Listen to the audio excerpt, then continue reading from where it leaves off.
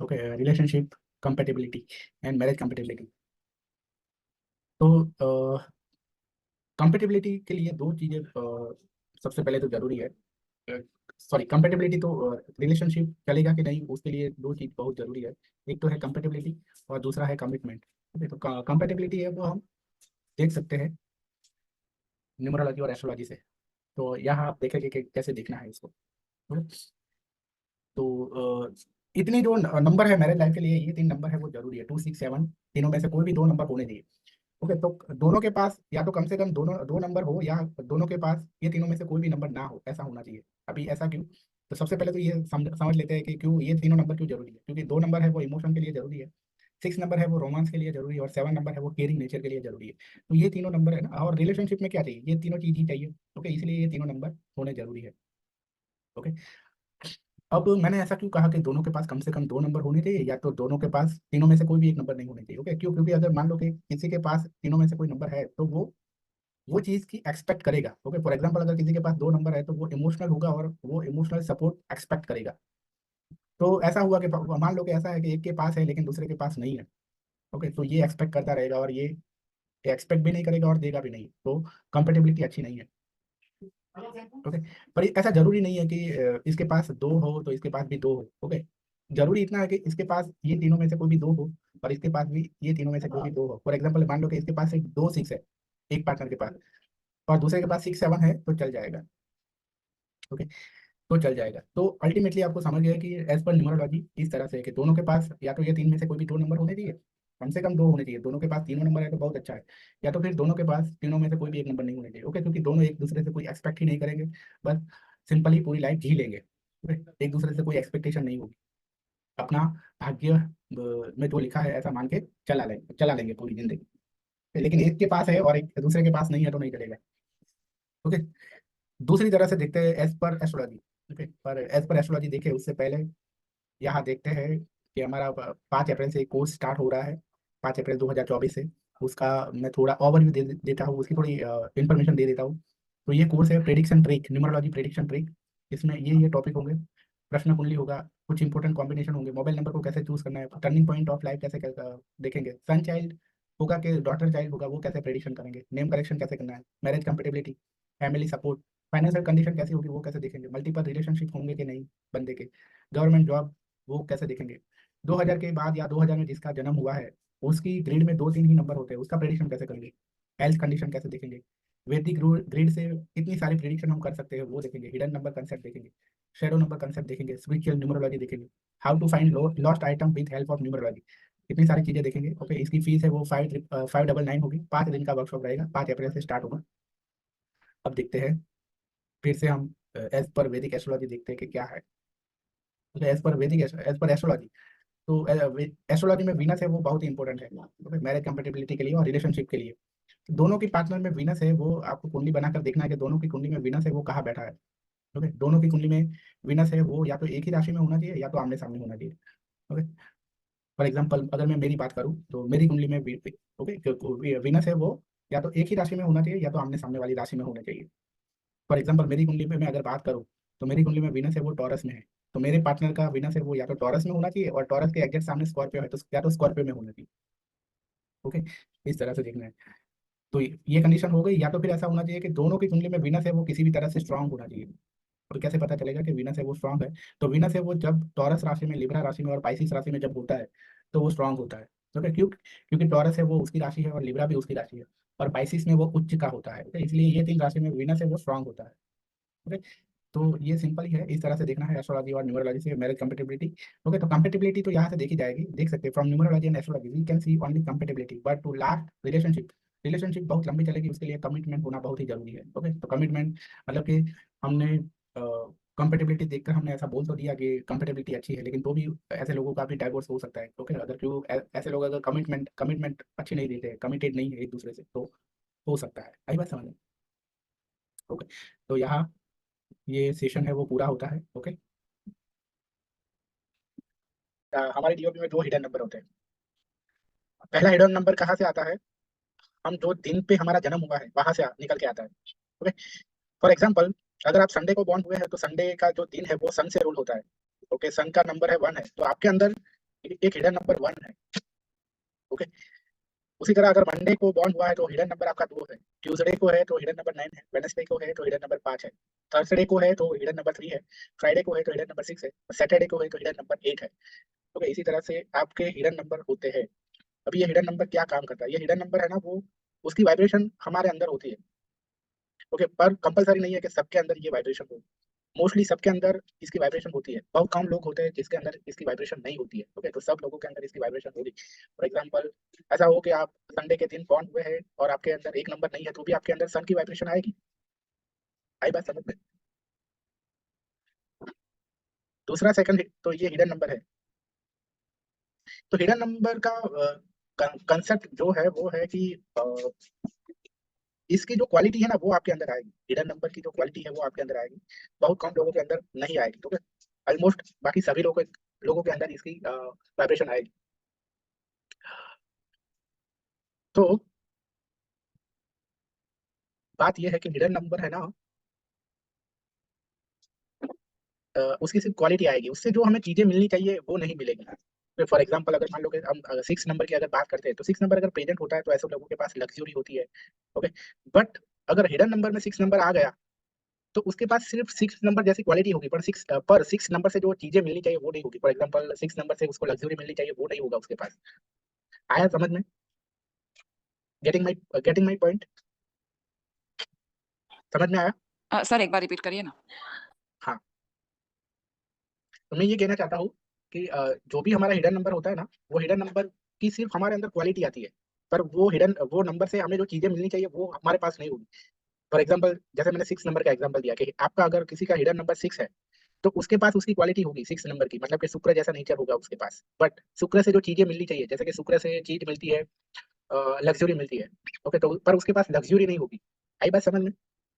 यानी लग्जरी की इच्छा होगी पर वो मिलेगी नहीं। हाँ, पर वो अगर उसके लिए मेहनत करेगा तो उसे जल्दी से वो मिल जाएगा, तो कंपेयर टू अदर, क्योंकि उसके पास वो हिडन नंबर है। ओके, तो उसे कम मेहनत करनी पड़ेगी। पर जिसके पास 6 नंबर डीओबी में भी नहीं है या हिडन नंबर में भी नहीं है, उसे बहुत मुश्किल होगा वो चीज पाने में। अभी समझ में आया? हिडन नंबर है तो थोड़ी ट्राई करने के बाद मिल जाएगा। ओके, जी सर। लेकिन जिसके पास ऑलरेडी है तो उसको वो चीज मेहनत नहीं करेगा तो भी मिल जाएगा। फॉर एग्जाम्पल, अगर किसी के पास 6 नंबर है ना, तो ऐसा होगा कि वो गरीब होगा तो भी ऐसा होगा कि उसका फ्रेंड है वो उसको कार देगा। ओके, मतलब कि परमानेंटली नहीं देगा, पर जब भी उसको चाहिए तब देगा। ओके, तो उस कहने का मतलब ये है कि 6 नंबर वालों को ऐसा मिल जाएगा। ओके, या तो फिर ऐसा होगा कि वो ऐसी कोई जॉब करेगा, मान लो कि कोई आदमी की वो गाड़ी कार ड्राइवर ही है, तो ऑब्वियसली कार ड्राइवर है तो उसका जो मालिक है वो उसे कहेगा कि अभी तुझे जब भी गाड़ी चाहिए तब ले जाना। ओके, तो इस तरह से होता है ऐसे लोगों का। मतलब कि हमारे पास जो नंबर है ना, वो नंबर से जो चीजें मिलनी चाहिए वो चीजें हमें आसानी से मिल जाएगी अगर वो नंबर है हमारे पास। ओके, फॉर एग्जाम्पल, 8 नंबर है तो ऐसे लोगों को पैसा मिलता रहेगा। ओके, उसके बाद है दूसरा हिडन नंबर है। दूसरा हिडन नंबर आता है कि आपकी जो सनसाइन है वहां से आता है। अभी इसके लिए आपको ये थोड़ा ऐसा है कि एक तरह से देखें तो आपको कुंडली बनानी पड़ेगी इसमें, पर यहाँ हमने एक मेथड है कि वहां से आपको कुंडली निकालने की जरूरत नहीं है, डायरेक्टली आपको पता चल जाएगा कि आपका जोड़िया कौन सा है। तो यहाँ इन शॉर्ट, आपने कभी ना कभी कहीं ये नाम सुना है, जोड़िया नंबर? जोड़िया नंबर नाम सुना है? किसी ने भी नहीं सुना है ये जोड़िया नंबर? जी सर, सनसाइन सुना है। नहीं, सनसाइन सुना है, पर जोड़िया नंबर सुना है कभी? जोड़िया नंबर क्या होता है? ओके, सन हमारा जिस राशि में होता है वो होता है ना सर। हाँ, समझा देता हूँ। फॉर एग्जाम्पल के मान लो को किसी का एरीज है जोड़िया, तो एरीज का स्वामी है वो मंगल है, और मंगल का जो नंबर है वो है 9 है, तो उसका मतलब ये हुआ कि उसका जोड़िया नंबर है वो 9 हुआ। अंडरस्टूड? ओके, मतलब कि जिन लोगों की राशि एरीज या स्कॉर्पियो है, तो उनका जोड़िया नंबर क्या है? 9 होगा। ओके, उसी तरह जिनका जोड़िया टॉरस है या टॉरस या लिब्रा है, तो उनका जोड़िया नंबर है वो 6 होगा, क्योंकि टॉरस और लिब्रा का स्वामी वीनस है। उसी तरह जिनका जोड़िया जेमिनी या वर्गो है, तो इनका जोड़िया नंबर क्या होगा? 5 होगा। उसी तरह जिनका जोड़िया कैंसर है, तो उनका जोड़िया नंबर है वो क्या होगा? 2 होगा। उसी तरह जिनका जोड़िया लियो है, तो उसका नंबर क्या होगा? 1 होगा। सेजिटेरियस है तो उनका जोड़िया नंबर है वो 3 होगा। कैप्रिकॉन है तो उनका नंबर 8 होगा। एक्वेरियस है तो उनका नंबर 4 होगा। और पाइसिस है तो उनका नंबर 7 होगा। आई बात समझ में? ओके, अब पता चल, यहाँ पता दो तरह से कर सकते हैं कि आप अपनी कुंडली बनाओ। ओके, अगर कुंडली बनाना आता है तो सॉफ्टवेयर में। ओके, और वहां जाकर देखो कि आपकी कुंडली में सूर्य है वो कौन सी राशि में है। तो मान लो कि सूर्य है वो आपका, जैसे कि मेरी कुंडली में फॉर एग्जांपल अगर मैं मेरी बात करूं तो मेरी कुंडली में सूर्य है वो पाइसिस में है। ओके, तो पाइसिस का स्वामी है। तो यहाँ से हम देखते हैं कि तो पाइसिस का जोडियक नंबर है 7 आएगा, मतलब कि मेरा जोडियक नंबर हुआ 7। ओके, या एक मेथड ये है जोडियक नंबर निकालने की, या दूसरी मेथड ये है कि आप डायरेक्टली यहाँ से पता लगा सकते हो कि आपका आपका बॉर्न है वो कौन से पीरियड में हुआ है आपका। ओके, फॉर एग्जांपल मेरा बॉर्न है वो ये पीरियड में हुआ है 1 अप्रैल को। ओके, तो ये टाइम में कंपलसरी इंडिया में, अगर इंडिया में बॉर्न हुआ है तो सूर्य है वो ये राशि में होगा। ओके, फॉर एग्जांपल अभी है ना, अभी सूर्य यही राशि में है, अभी यही पीरियड चल रहा है। एम आई राइट? अगर आप गूगल पे सर्च करोगे कि सूर्य है वो कौन सी राशि में है तो आपको दिखाएंगे मीन राशि में है। चलो आप, मैं आपको दिखा दूँ नॉलेज के लिए।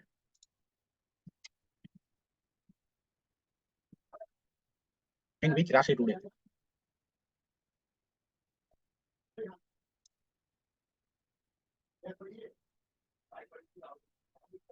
ओके, सूर्य एंटर्ड मीन राशि। ओके, और कब तक रहेगा? 13 अप्रैल तक रहेगा। ओके, देखो वही पीरियड लिखा है और इसमें भी हमने गूगल पे देखा तो यही पीरियड लिखा था, 14 मार्च से 13 अप्रैल। समझ में आया? अब आप सब लोग अपनी अपनी डीओबी से पता लगा सकते हो कि आपका जोडियाक नंबर कौन सा है।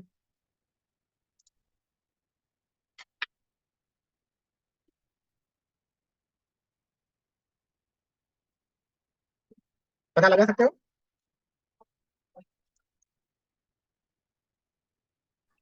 सर मेरा एक्वेरियस है। हाँ, एक्वेरियस है, मतलब कि ये पीरियड में आपका बॉर्न हुआ है। Okay. Yes sir, 17 Feb. Hmm. Okay. Okay, तो यहाँ ये जो हिडन नंबर है ना उसमें भी यही रूल है, ऊपर वाला ये हिडन नंबर का जो रूल था वही, कि इसकी आपके अंदर क्वालिटी आएगी, पर उससे जो चीजें मिलनी चाहिए वो आपके पास नहीं होगी, सिर्फ क्वालिटी होगी। अंडरस्टूड? पर यहाँ भी सेम ही रूल है कि अगर इससे रिलेटेड चीज आप लाइफ में पाना पाओगे, उसको उसको अगर आपको पाना है लाइफ में तो वो आसानी से मिलेगी, मतलब बहुत ज्यादा मेहनत नहीं करनी पड़ेगी। ओके, तो आपको ये चीज, हम हिडन नंबर हमें कहाँ काम आएगी? तो कोई पर्सन कहता है कि कोई ऐसा काम करना चाहता है और हमें यहाँ ऐसा, वो ऐसा समझता है कि मेरे अंदर तो मतलब मेरी डीओबी के अंदर तो 6 नंबर है ही नहीं, तो मैं 6 नंबर रिलेटेड कोई भी काम नहीं कर सकता। ओके, पर हमें पता लगा कि इसके हिडन नंबर में तो 6 नंबर है। ओके, तो वो कर सकता है। ओके, उसके पास है, हिडन क्वालिटी है उसके पास, शुक्र की। आई बात समझ में? उसे जिसे वो निखार सकता है थोड़ी मेहनत करके। आई बात समझ में? मतलब हिडन नंबर मतलब क्या है कि ऐसी क्वालिटी है हमारे पास जिसको हम निखार सकते हैं, और जैसे ही वो निखर जाएगी वैसे ही हमें उस प्लेनेट रिलेटेड जो भी चीजें हैं वो हमें लाइफ में मिलेगी। अंडरस्टूड?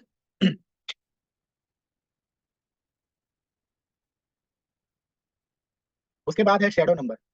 हमारा टॉपिक है मतलब शेडो नंबर। ओके, देखना तो हमारा एक रिकॉर्डिंग स्टार्ट किया है ना। ओके, तो शेडो नंबर को इनडायरेक्ट नंबर भी बोला जाता है। क्या बोला जाता है? इनडायरेक्ट भी नंबर बोला जाता है।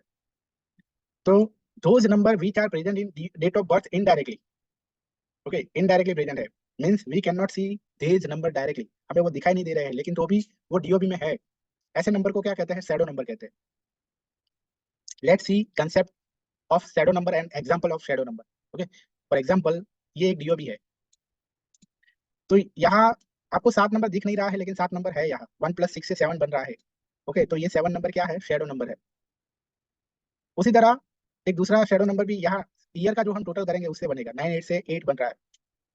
ओके, उसी तरह इसका पूरा टोटल करना है हमें, 1998 तो उसका 9 हो रहा है। तो एक ये हिडन, सॉरी ये एक शैडो नंबर है या इनडायरेक्ट नंबर है। और पूरी डीओबी का टोटल करना है जिसे हम डेस्टिनी नंबर कहते हैं, तो वो भी एक नंबर है। सॉरी, मतलब वो भी एक तरह का शैडो नंबर है, मतलब कि जो डेस्टिनी नंबर है ना वो एक तरह का शैडो नंबर है। ओके, तो मतलब शैडो नंबर कैसे निकालने हैं समझ में आ गया। पर यहाँ ये याद रखना कि मैक्सिमम कितने शैडो नंबर निकल सकते हैं? मैक्सिमम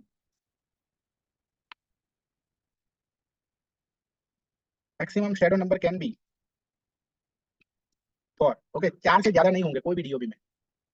ये बात समझ में? क्योंकि ये जो मंथ है ना, मंथ को हमें नहीं करना है, 12 से मिला के हमें याद ऐसा मंथ मान लेना कि इसका भी एक शेडो नंबर निकलेगा, 12 का नहीं निकलना है, इसका 3 नहीं निकलेगा। अंडरस्टूड? अभी शेडो नंबर का क्या करता है? शेडो नंबर क्या करता है? तो शैडो नंबर है ना, उसकी इफेक्ट है वो 35 साल के बाद, 35 साल या 40 साल के बाद स्टार्ट होती है। मतलब कि मान लो कि किसी का शैडो नंबर 6 है, ओके, उसकी डीओबी में है नहीं, पर उसके शैडो नंबर से 6 आ रहा है, तो उसको 6 नंबर रिलेटेड चीजें है वो 35 साल के बाद या 40 साल के बाद मिलेगी। आई बात समझ में? तो शैडो नंबर है ना वो हिडन नंबर से अलग है।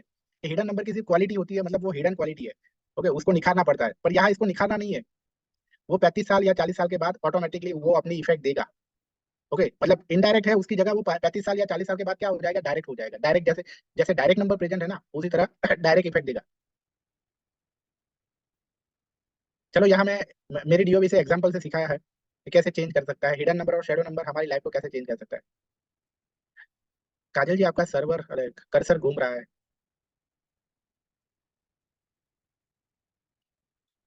ओके, ये मेरी डीओबी है 1 अप्रैल 1988। तो हिडन नंबर मेरा है फ्राइडे बॉर्न हूँ तो 6 नंबर आएगा, और जोडियक साइन है मेरी पाइसिस है तो 7 नंबर आएगा। ओके, मतलब जोडियक नंबर है वो 7 आएगा। सर 6 नंबर कैसे आया? 6 नंबर में फ्राइडे बॉर्न हूँ इसलिए, तो फ्राइडे बॉर्न हो तो फ्राइडे का जो रूलर है वो विनस है, तो विनस का 6 नंबर आएगा। Okay sir, thank you. Okay, मतलब कि दो हिडन नंबर कंपलसरी, सबके पास दो हिडन नंबर होते हैं, एक डे का और आपका जो जोडियक है उसका।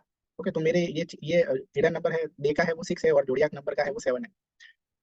उसी तरह मेरा सर शेडो जॉडिक का नंबर, कैसे आता है सर? जॉडिक साइन का कैसे नंबर? आपने क्लास पूरी अटेंड नहीं की है शायद।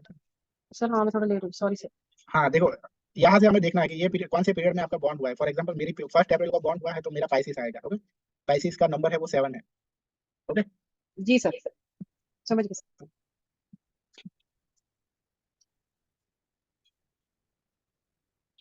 उसके बाद यहाँ 88 से मेरा एक शेडो नंबर निकल के आ रहा है, 7 आ रहा है, और ये इसका पूरा टोटल अगर मैं करूँ तो वो 26 से 8 आ रहा है, और पूरी डीओबी का अगर मैं करूँ तो वो 4 आएगा। पूरी डीओबी का टोटल करूँ तो एक और शेडो नंबर निकल के आएगा, वो है 4। यहाँ मैं ऐड कर देता हूँ, शेडो नंबर 4 कम्स फ्रॉम 1 + 4 + 1988। इसका टोटल कितना होगा, 31 हो रहा है, 31 से 4 आएगा। अभी मेरी लोसो ग्रेड में बनाता हूँ। ओके, ये मेरी लोसो ग्रेड बन रही है, ये नंबर तो सर पहले। मेरी हाँ सर बोलो। मेरी डाउट है। मेरी ना जो डेट ऑफ बर्थ है ये थोड़ी प्रॉब्लम है। मेरी कुंडली में है 12 जून 1995 और मेरी सर्टिफिकेट में है 13 जून 1995। अभी मैं क्या कौन सी डेट लूँ? जो रियल है वही कंसिडर करना है। हाँ जी, ठीक है सर।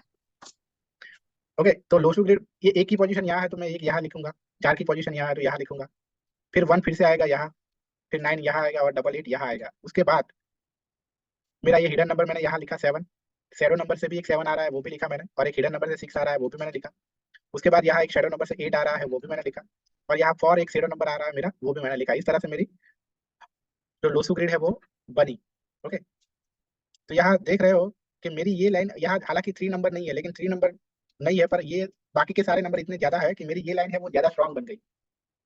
ओके, और आप मानते हो कि अगर 438 वाली लाइन अगर ज्यादा स्ट्रांग हो तो ऐसे लोग कंसल्टेंसी में होती है, कंसल्टेंसी और काउंसलिंग और टीचिंग में होते हैं। Such native